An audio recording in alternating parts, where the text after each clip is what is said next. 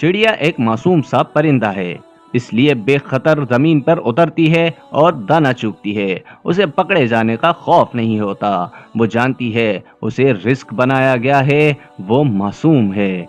उसके बरक्स कौवा हराम है, उसके बावजूद जमीन पे उतरते हुए खौफजदा रहता है। अपनी अयारी शातरी को काम में लाता है, हर पल चौकस रहता। हालांकि वो किसी की खुराक का निवाला नहीं बन सकता, फिर वो इतना खौफजदा क्यों होता है?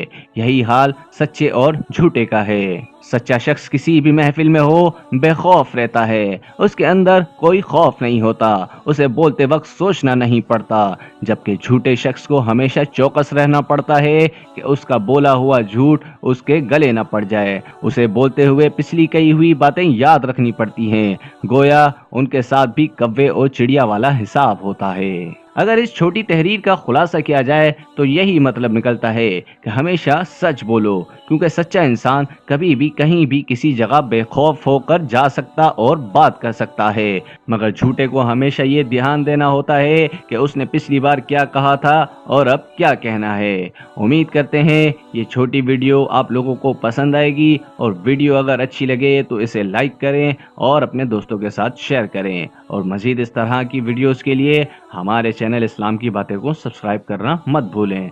जज़ाकल्लाह।